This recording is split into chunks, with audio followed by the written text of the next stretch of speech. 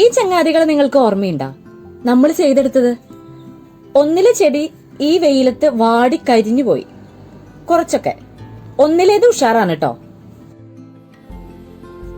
പൂക്കളൊക്കെ ഇങ്ങനെ കാണാൻ ഭയങ്കര പോസിറ്റീവ് വൈബാലേ.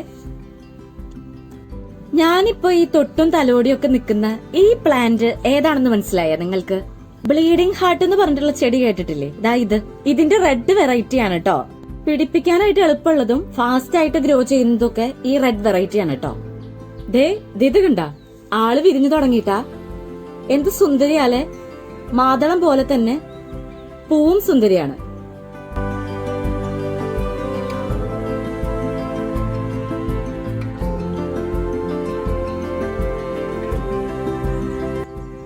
ഈ പൂവിന്റെ ഈ ഹാർഡായിട്ടുള്ള ഭാഗല്ലേ, ഈ മേലത്തെ ആ ഭാഗമാണ് പൊമിഗ്രാനറ്റിന്റെ നമ്മുടെ മേലത്തെ ആ ഒരു ക്രൗൺ പോലുള്ള ഒരു ഏരിയയില്ലേ, അതായിട്ട് മാറുന്നത് കേട്ടോ.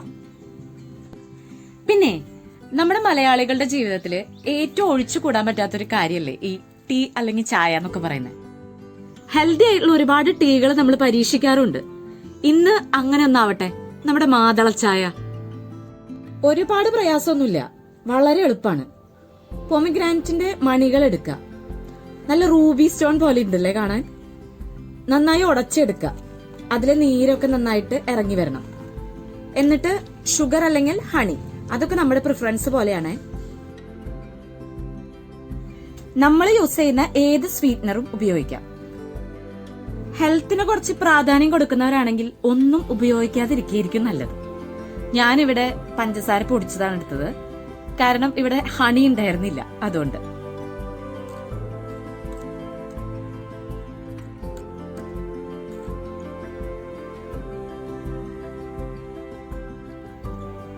പിന്നെ ഈ ഡെക്കറേഷൻസ് ഒന്നും കണ്ട ആരും പേടിക്കണ്ടാട്ടാ, ഇതൊരു ഭംഗിക്ക് ചെയ്യുന്നതാ. ഇപ്പൊ ഞാനൊരു ഗ്ലാസ് ബോട്ടിലോട്ട് ഇത് പകർത്തുന്നുണ്ട്.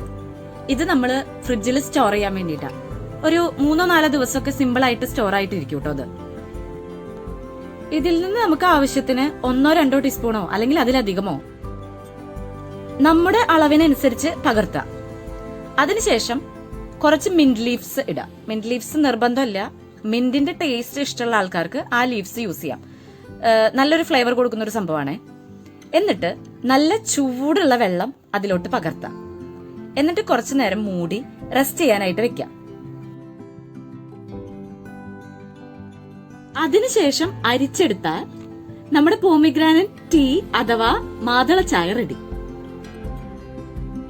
ഐസ് ടീ ആയിട്ടും നമുക്ക് ഈ സെയിം റെസിപ്പി വെച്ച് ചെയ്യാൻ പറ്റും. നെക്സ്റ്റ് ടൈം പോമിഗ്രാനറ്റ് കിട്ടുമ്പോൾ നിങ്ങൾ തീർച്ചയായിട്ടും ഇത് ചെയ്ത് നോക്കണം കേട്ടോ. ഒരുപാട് ആന്റി ഓക്സിഡന്റ്സ് ഉള്ള, ഇമ്മ്യൂണിറ്റി ബൂസ്റ്റ് ചെയ്യുന്ന, ഇൻഫ്ലമേഷൻ കുറയ്ക്കുന്ന, നമ്മളുടെ ഹൃദയാരോഗ്യത്തിന് സപ്പോർട്ട് ചെയ്യുന്ന, ഡൈജഷനെ പ്രൊമോട്ട് ചെയ്യുന്ന, ഒരുപാട് നമുക്ക് സ്കിന്നിനൊക്കെ ഹെൽത്ത് തരുന്ന, പറയാനാണെങ്കിൽ ഇനിയും ഒരുപാട് ഗുണങ്ങളുണ്ട് കേട്ടോ നമ്മളുടെ പോമിഗ്രാനറ്റിന്.